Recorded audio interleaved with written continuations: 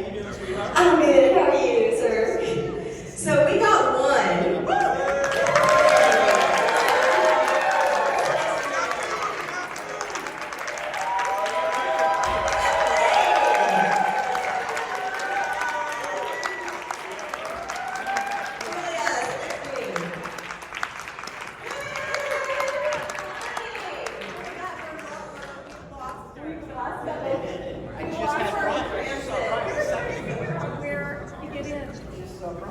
Hi, everybody. Wow, that's hilarious. All right, well, that just means we're going to have to go on 3 times. Apologize for our disorganizedness. Well, 3 of us have got it together. Here. You were waiting. I was waiting. He was waiting. Yeah. And I saw Brian, so Yeah, I saw We're missing Brian and Larry. How's everybody enjoying the con? Yes, Okay, I'm in communication with Tracy. I'm like, these are the 3 we okay, got. I'm gonna text you. Triple text. Get your asses in here. Yes. Let's start. Okay, I'll start with you since she's busy doing work trying to get everyone here. First garage. No, well, technically he was, but then he disappeared on me and I couldn't find him. I'm like, wait, I just saw him. Where'd he go? Your magic, sir. Okay, so you know I'm a fan of you guys individually outside of nerds, right? We've established this. Okay. I'm taking a little different route here. I'm not going into your works this time. I want to know about your personal acting journeys. When you started, did you get involved in this craft? What made you want to be an actor? Did you ever want to be an actor? How did this begin? Because everyone has such a different beginning. There's Brian. Brian's here. Okay, we got Brian. Everybody, hey, let's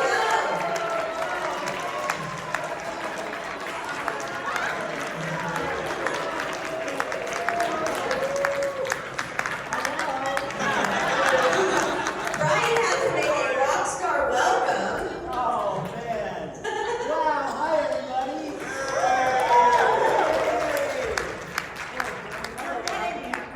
We're almost there. Oh my gosh. Okay. Okay. So, sorry. Continue. You're beginning How did I acting. start? How did I get started? I mean, yeah, I got started at a young age, obviously, but I was just an energetic kid who was always, I bet. didn't do a lot of show business stuff. So I think one of my teachers was like, get that kid on stage. So they kind of hooked that up when I started doing community theater. But it was all because I come from a family of very gregarious people, and you have to fight tooth and nail just to get any attention whatsoever. So it's all because of that. That shapes you, and that's why I'm an actor, I think, too. His parents are great. They're really Oh funny. yeah, you know that. They know Your parents were on the set with you, right? Yeah. I Okay. was sleeping with my dad too. And, Everyone, one more time. Larry!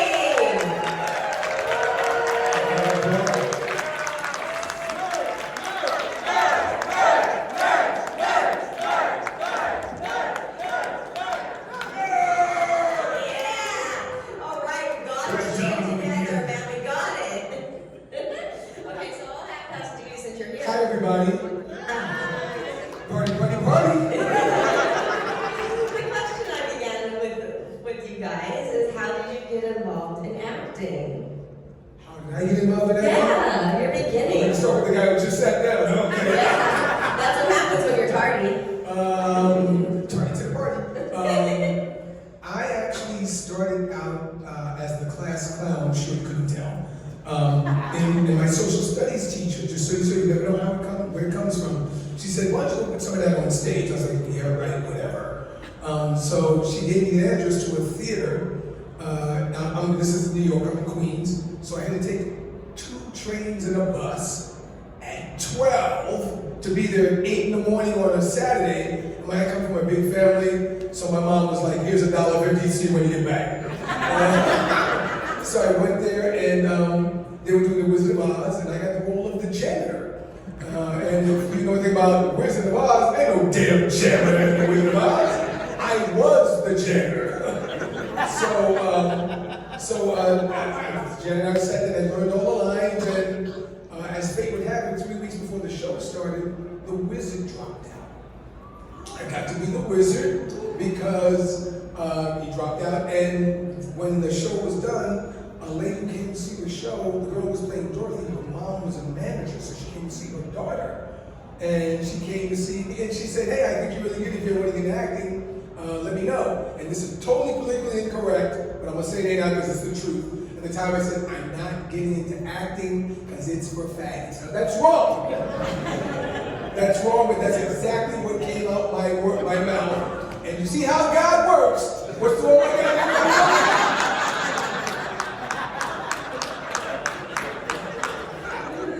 Like, I got you, man. Just wait. That's called karma.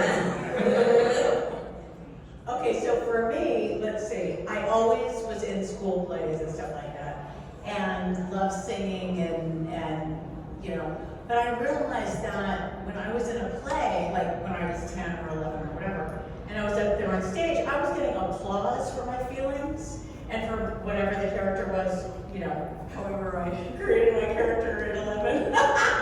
But anyway, like I was like, this works, because at home, in the house, in the family system, there was no room for like feelings or, you know, like being kind of an individual. So I'm like, I think I'm going to stay over on this side and be in the theater and, you know, plays and movies. So that led to becoming a teenage model at 14, 15, and I was living in New Jersey, so I went into New York City, and that seemed to happen really easily at the time. And then I ended up on a soap opera out of nowhere, and that was kind of the beginning. Part of the beginning. So, right, so. One Life to Live. One Life to Live. Originally, yeah. So it was all about expressing myself. How old were you when you landed that role? On the soap, I was 16. Wow. Yeah. So that was fun. Where? Where? New York or? New York. Yeah, I was the original Samantha Vernon. The original Sam. And let's see, so I started when I was 16, and then like 6 months later, they upped me in my age on the show to 18 so that I could be involved with older men, which I didn't mind. I thought that was good. So, anyway, we went on from there. I never wanted to be an actor. My father is an actor. My 2 older brothers are actors. I had zero interest in being an actor. All I could think about when I was growing up was cars. I loved cars. I wanted to be a racing car driver. That was my whole focus until the Cowboys came along. So the Cowboys comes along, and the studio is trying to hire my brother David to play the Bruce Dern role. And Bruce Dern winds up shooting John Wayne in the back. And David said, "I don't want to be the guy that shoots John Wayne in the back." But he said, "Hey, you know what, Bobby? There's a lot of kids in this movie. Why don't you go in and meet on this show?" And I said, "No, that's all right. I don't really want to do that. Thanks anyway." He said, "You've got everything to gain and nothing to lose." I went in there. I was scared to death. The scene that I had to perform was a kid who was scared to death because he has to read a poem in front of John Wayne's character, and I got it. And that was the beginning of the end. I mean, the Carradine family is legendary, and including this guy is legendary. Can I just say, including your daughter, a big fan of them, are huge. So yeah, so talented. And a collective of his family are in the entertainment business. It's an amazing thing. It's quite a dynasty of family in the entertainment business. So how did you start, sir? Well, I was a little kid. My parents had the two top Beverly Hills hair salons in Beverly Hills. And at the time, my dad's clients were like Lucille Ball, Lana Turner, Judy Garland with Little Liza. I mean, all these people and the wives of these big stars.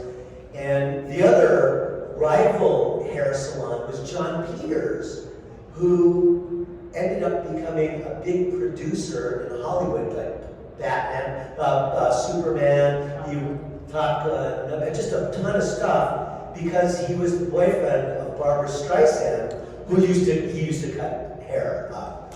Anyway, so I was a little kid running around the hair salon. I was around 5-ish, and one of my dad's clients was one of the top kid agents. And she sees me running around, she says, "Who's that?" "Oh, that's my son." She goes, "Let me meet him." And I come over, "Hi, how are you?" And I had a lot of energy as a kid, and when you're not in the entertainment business, you're a brat. But if you're in the entertainment business, you have personality. So she says, "Do you think he would like to be in, like, commercials and television and movies and stuff?" And so he says, "Well, I'll ask my wife." So I heard that, right? So he goes to my mom, their house, and he goes, "The agent said, would Brian like to be in these movies or commercials or whatever?" She says, "Absolutely not.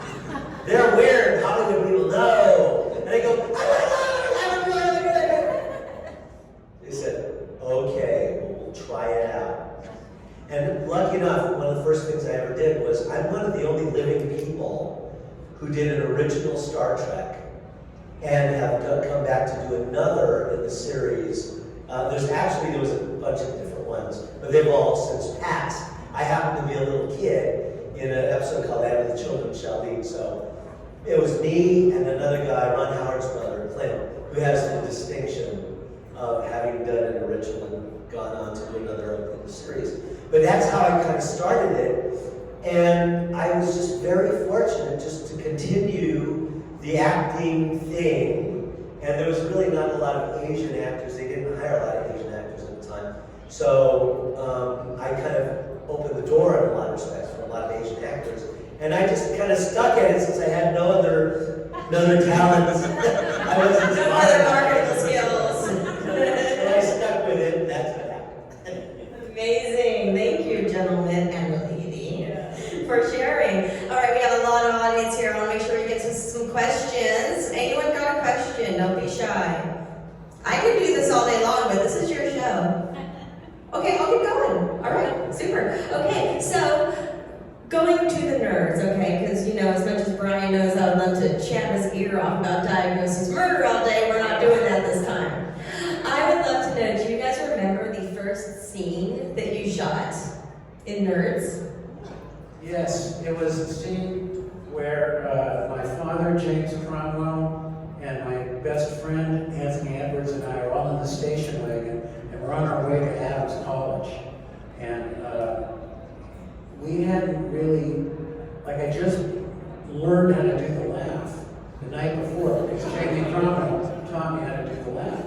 So we're driving along in the station wagon, and I'm counting up how many students there are at Adams College, and if you divide that by 2, that means we have, 3,205 boobs.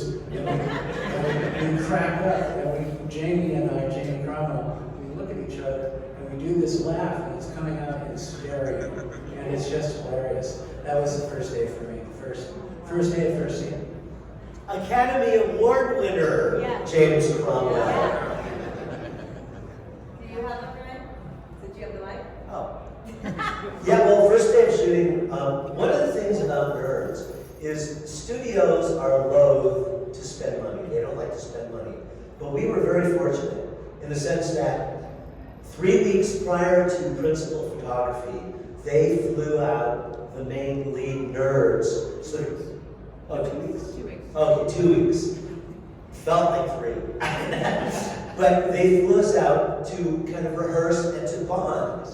And lo and behold, we did. We created a relationship amongst ourselves right away, and which I think transcended to the balance of the movie. To this day, 40 years, our 40th anniversary, 1984. I can't believe it.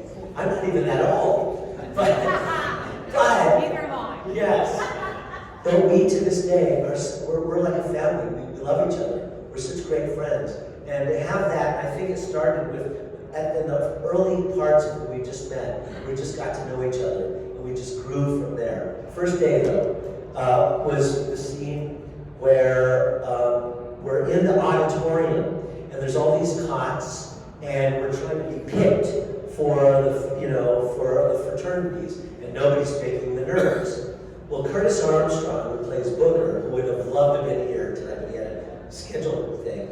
So Booger and I, we are sitting on the cots, and just to pass time, it takes a long time to film movies, hours sometimes. So we're playing chess, we're playing checkers, we're playing cards, and we're sitting on the cot, and we're there. Basically, the scene was, why did they call you Booger? And Booger goes, I don't know. Anyway, so the director comes by and says, oh, well, you guys are up. Come up with something. So we're making ourselves laugh with these card little things.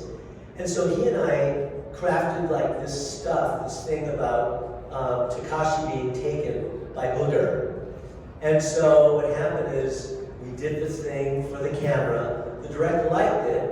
And so fortunate for us, he said, you know what, just keep coming up with stuff. So between Booger and myself, about 95% of the stuff you see between me and Booger, or Takashi and Booger, was never in the script. It was just stuff we came up with. But anyway, that was the first thing. Awesome, thank you. I'm having a hard time remembering what my first scene was. Well, I just can't remember what the first one was, because I would always go to the set, whoever was working, and watch them work. And we always go, Was it the one on the porch with you and that other lady? that gorgeous girl that he has a crush on. Oh, that's right, it was me doing a crush on. It might have been that scene. That might have been the first day. When I'm on the porch with the other sorority bitches, me and the other sorority bitches. And yeah, we got to see just how mean Betty was, and before she saw the light. That was a fun scene, actually. Yeah. Yeah, it's hard to remember exactly, but I feel like the gymnasium stuff was very early on. And so, yeah, the first day, so coming through with the parents, I don't even want to go to college, all that stuff, that whole bit. We must have did like pickup shots or wides or something before that. But that was, there was the whole gymnasium sequence was the first like setup, I think. So that's what I remember. Yeah, and that was the same for us. And I think what Jeff did, which was so smart, was he didn't have us sit together. So we weren't, though we were all nerds, we were all spaced about the auditorium, kind of like you guys are right now. If I had to pick 6 randomly, you didn't know, you just chose the seat you chose, right? So it was kind of the same way, and he wanted that same effect. And Lamar, remember 1983 right now, gay is in, I don't mean that in a bad way.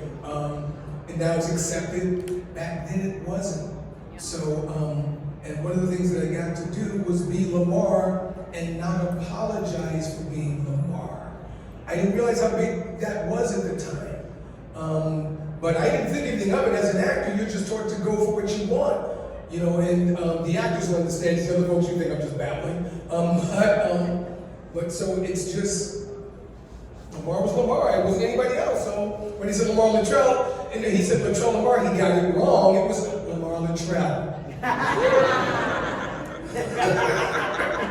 So that was our first day. That's amazing, thank you. Yeah, okay, has anyone thought of anything? All right, now. And don't be shy, guys. Show the whole drive-in, man. Get it out. Did you guys know 40 years after the fact that the talent show song would still be such a banger? I didn't think about it, but I knew it was an awesome tune. No question about it. And remember, and that's a good question, because 40 years ago, remember, rap wasn't even really accepted back then. So gay rap was even further to the left of that. But we had a blast doing it. I remember them saying, and it's interesting, what you guys see the finished product is obviously for those guys who shoot is not what you shot. It's the finished product.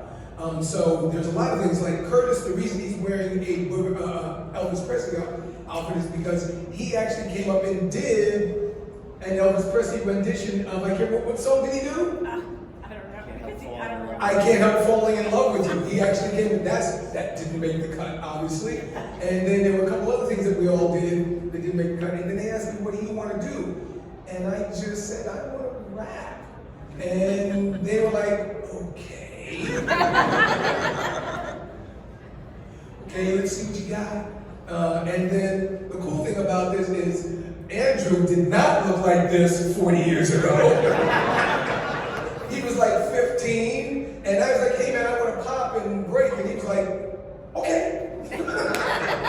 And he just came on and we did it, and we didn't know the thing that you can't tell on TV is the temperature. And it was nighttime when we shot that in Arizona. If you know anything about being in the desert, I'm sure nobody in Vegas knows about that. It's not exactly warm. So it was what? What would you say, Bobby? It was at least 1. Yeah, 1, 2, 3. We shot it till like 4 in the morning. Yeah, and it was Also- like maybe 30, 40 degrees. And Yeah, but Larry's being polite. He wrote the rap and he also choreographed the dance. oh, Yes. that's so nice. Larry wrote it. Yeah. And if you guys can put your hands together, maybe somebody I know who looks like me could do it.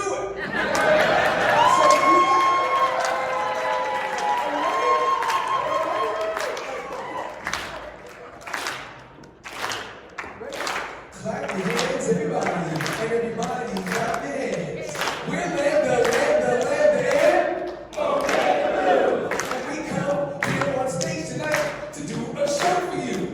We got a high-tech rhythm and a rock sound that'll make you move your body down to the ground. We got Poindexter on the violin, the boys in the booth, a joining. We got Takashi Presley on the lead guitar, and a little. Come on, we got Takashi beating on the gong. The boys in the moves, we're joining along. And just when you thought you seen it all along, because the lamb don't fall in the talk.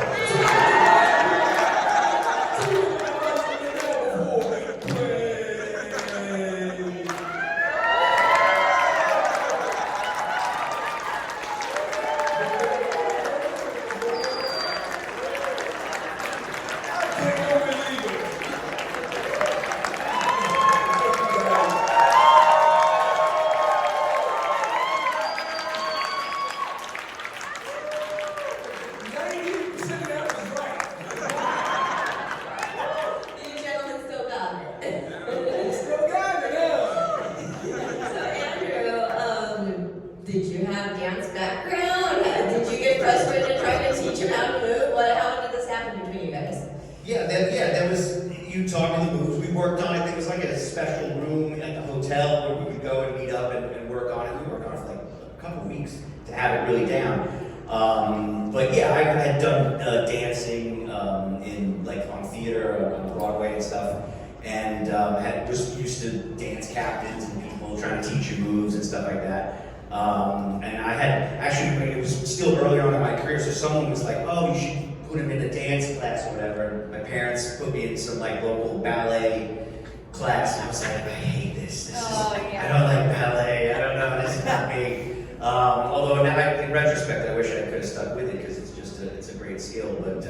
But yeah, so I had a little dancing background, but I'm what they call an actor who moves, right? This dancer who acts. I'm an actor who moves. From New York to Brooklyn to. Yes, Brendan.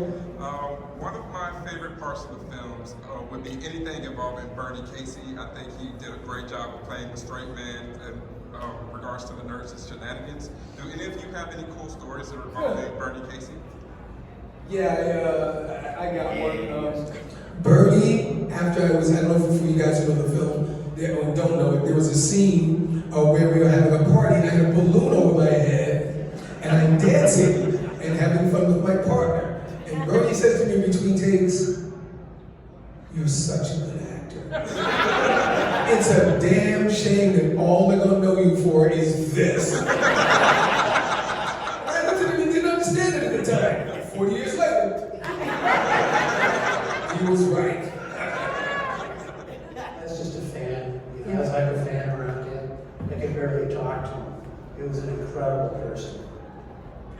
But I do want to say something that goes unspoken about, and that was really kind of the bedrock and the foundation for us even doing what you guys saw. It's that guy over there, Bobby Carradine. He's really humble. The stars always set the tone for the film. For those in the film who do film, they know this. The stars are going to make it a really easy shoot, or he's going to make it a really hard shoot for everybody. And I can remember showing up in Tucson, Arizona in 1983. And the first time I saw Bobby and Tony, they actually were dressed. They stayed in character the whole time. So I saw them in the courtyard flying a model airplane. And I remember telling Tim, who's not there, I was like, oh my God, these guys are really nerds.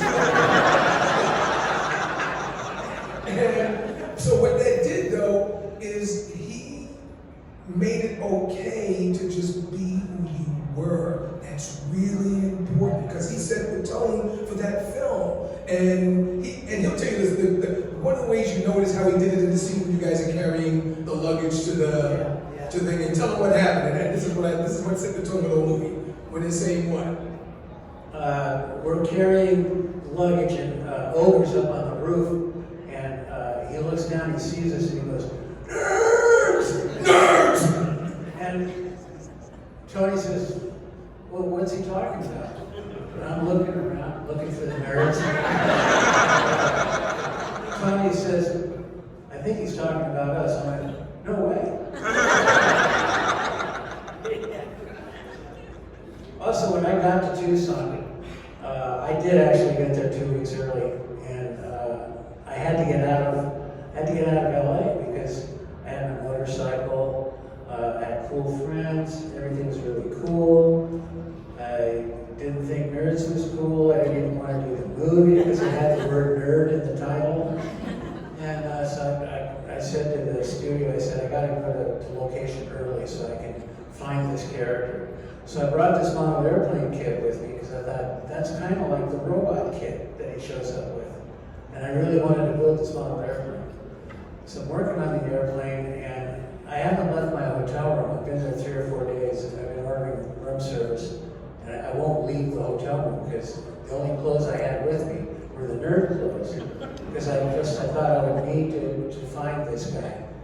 Finally, I'm getting cabin fever. I gotta get out of there. So I put on the nerd clothes, and I go out the door, and I'm walking along, and people are not even reacting. I thought they were gonna point and laugh, and they didn't even react to me. I'm thinking, what the heck is going on? And that's when it occurred to me, we're in a college town. They just think I'm an engineering student. I just want to say, Bobby, if you can tell them the story about your audition, because that kind of falls into what we were just talking about. Okay, so like I was saying, when I heard the title of the movie, I was out. I don't want to be in anything with a nerd in the title. No. And my agent said, no, you should go in and meet on this. It's, this is a studio film. So I went in and met the director. I had really long hair. I think I rode my motorcycle to the audition. I walk in, we didn't really get along per se. And I left and I thought, okay, that's that. Great, back to tuning the bike.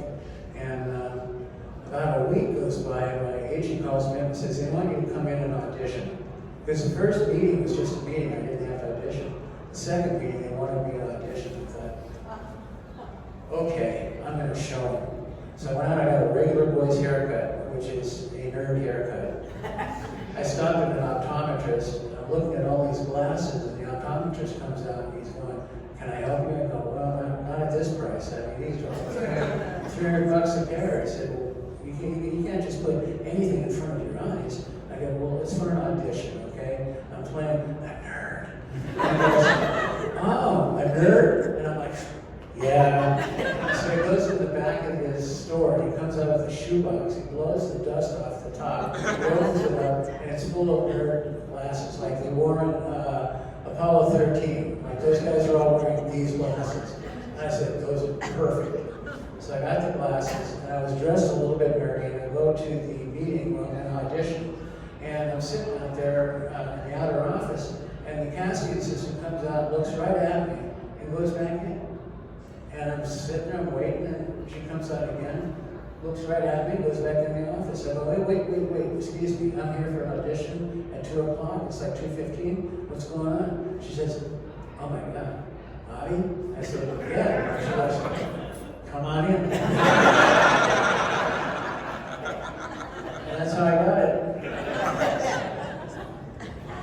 Any other questions? Yeah. During filming for Andrew, were you allowed to see any of the movies on set? Great question. Were you allowed to see any of the boobies on set? Is the question in here? Yes and no. I was not allowed to see it. There was a whole thing. There was a whole, well, you know, I'm a kid. I'm resourceful. But no, there's a whole question of like, oh, what was he gonna be allowed to see your mom's on set the whole time? It's like, it's a little embarrassing or whatever. But you know, they kept me from seeing most of the stuff. But I got to get a glimpse of some of the fun that was going on. Somebody said like, oh, it must have been such an amazing, you must have had such an amazing time as a kid on a movie set, and I did. Or he said you must have had the best time of anybody, and I felt like I did, but I know for a fact that these people all had a much better time. Much better time.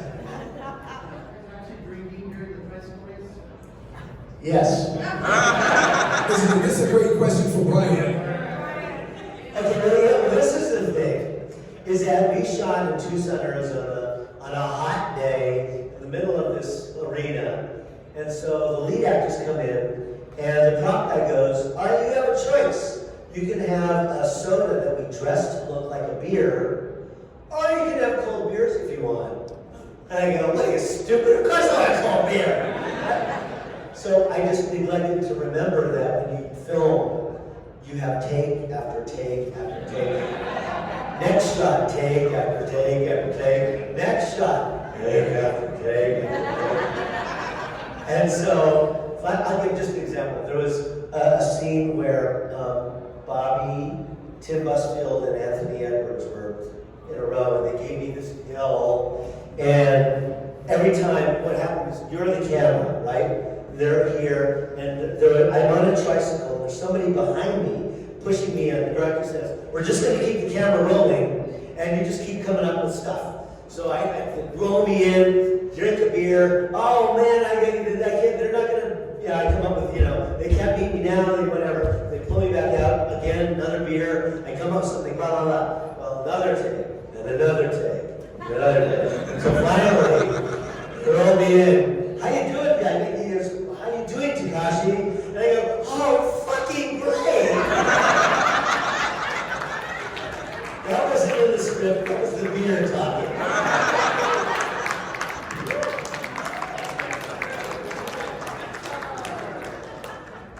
At what moment did you know that it was going to be absolutely iconic? Was it while you were making it, or was it just getting recognized on the streets afterwards? Because it was 40 years ago, I know like all your character names, like whenever we say Poindexter, we all know a Poindexter in real life, or a booger, or an ogre, I mean, it's just those are probably the best ensemble comedy that I can think of with the amount of characters that there are. Thank you. What point did it really like? The point was probably like 5 minutes ago. Like I still can't believe like that we're all here 40 years later. It's like that was totally unexpected, never expected, and it surprises me, every moment. So. Well, also the studio, they came up with this movie, I think, kind of at the last minute, and they needed to fill 10 weeks of production time. So they sent us off to Arizona, and they kind of left us alone. I don't remember there being studio executives on that set. And we ran with it. It was basically a film. We filmed a party. Yeah. It was a party. Yeah, and for me, it was, we went to a screening at 20th Century Fox. And Bobby, I'm going to kick it back to Bobby at this, but for me, it was when we sat in a theater, and of course, you have to remember, you're shooting nerds. And a couple side notes before I get to that. First, and this is really Jeff Canoe's credit to him, is I only had, when I read the script, 2 lines in the whole script. So for you guys who think a small role is not worth getting, get the role. It can increase and change and morph into things you cannot believe. So get your ego out the way. There's an old saying, there's no small roles, there's only small actors. You don't know what it's going to turn into. And this is a side note, I just got to say this to show you how this changes. Miami Vice, everybody remembers that show? Yeah. Was Don Johnson and The other guy. Brian Coy. It started out as Philip Michael Johnson as the star. He ran into issues, substance issues. Don Johnson was supposed to be the sidekick, and what happened? So you don't know, guys. You don't know what it's going to turn into. So I thought there was going to be 2 lines. I technically wrote like, I only got 2 lines in this bitch. I mean, this film. Lady talking, not me. But it changed, and Jeff was smart enough to let us go. And the other thing that Bob said was that, they left us alone. And we had folks like Tim Busfield, we had folks like Bobby Carradine and Andrew Cassese and Julie and Brian Tochi, who were willing to come up with stuff and bits like Brian Tochi. And we were in an environment where they let us do that. And it was available. But now back to the answer to the question. I'm sitting in the theater in the back, because you don't want to be in the front if it's a bad one. So I'm sitting in the back, and people are laughing their ass off. And I remember us all looking at each other and go, oh my God, it's funny. And I'm going to give it to Bobby for the rest of the story. No, I mean, it was a rough cut. It wasn't all the way rough. It was maybe halfway to being finished. And we're at a screening room on the lot at 20th Century Fox. And the lights come up, and one of the executives who's in charge of putting the movie, like placing the movie in movie theaters across the country, I overheard him say, "Piece of shit." And I was really depressed about that. And as a result, this guy put the film out in 600 or 700 theaters. It blew the roof off of every one of them. And other studios were calling the studio up on the Monday after the opening weekend and saying, "Why didn't you guys open this wide? Didn't you know what you have?" And I thought, well, that's cool. And that guy got fired. You don't know. You don't know. And when as an actor, you're always trying to do the movie that's going to get you to the big movie. And you sometimes don't know the one you did was the big movie, because now the delivery time is accelerated. Back then, you did a movie, it didn't drop for a year, maybe a year and a half. So you're trying to do that thing called eat. So you're trying to just do the next gig. You don't know it's a year off. You have no clue. They always tell you it's going to be great. Just so you know, nobody says we're doing a bad movie. Let's do it. So I will say this though, that, in the first couple of weeks, the studio sees what they call dailies, which is the stuff that we had shot. We were in Arizona, so they would, FedEx it over to the studio, and they'd look at it and see whether or not it was worthwhile. For the first couple of weeks, it was not really going over well with the studio executives. And until finally we had the opportunity to kind of come up with a lot of our own stuff and kind of interact more as opposed to just following the script, that's when it really started to take shape. And that's where the heart came in. And then that's what changed the whole dynamic. We had no idea that 40 years later we're going to be here and be able to, and there's some people that appreciate it. Thank you, we love you, thank you. But you never know what's going to do it yet, ever. You never know. So before we let you guys go, I wanted to give a plug for Larry. We witnessed a little bit, but you are an acting coach, right? Oh, that's so nice. And so, for aspiring actors out there, you do it in person and online, right? Yeah, I do online. Where can people find you if they're interested? Well, what happened was COVID shut down the brick and mortar. And I was like, oh my God, I can't teach anymore. And then we moved it to Zoom, and it blew up. So now you can learn from your living room. So you go to tsawonline.com, tsawonline.com. For some of you folks who are interested in this, you can come work on your craft from your living room, learn how to audition, learn if you even like this. For some people, I tell them it's worth the money for the first month just to see if this is something you really want to do. Some people are in love with the idea of doing something until they actually have to do it. For you actors out there, you know, everybody thinks you're gonna act and be famous right away. And unfortunately, because one or two people actually got off the bus and turned into a star right away, that fuels everybody's ambitions. But for the actors out there, it ain't that easy, is it, y'all? No, it's not that easy. So go to TSON Live, there's something you want. But more importantly, we just want to say thank you for everything you do. I'll say one more thing. They were about to shut this movie down at one point. You guys didn't know that. And Bobby, you probably know more about that than I do. I just want to share that with you guys. I don't know anything about that. Okay, they were about to shut it down because what we didn't know above our heads was they didn't want this movie made. As he said, this was filler for them. This was just something that was in their slate. And this was something they were kind of throwing out. And look what happened. Yeah. I just wanted to ask Robert Carradine if he would just do the laugh.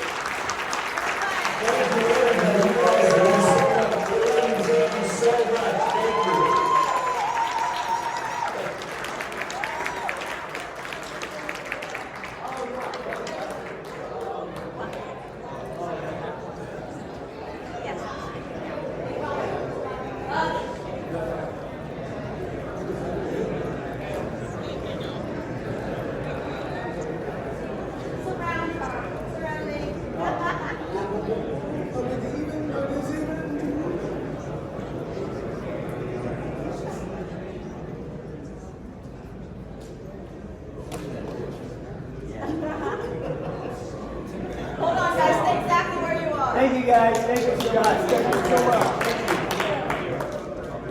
Oh, nice. Come see us downstairs. We'll be there. What's your name? Yes, I will. Oh, thank you.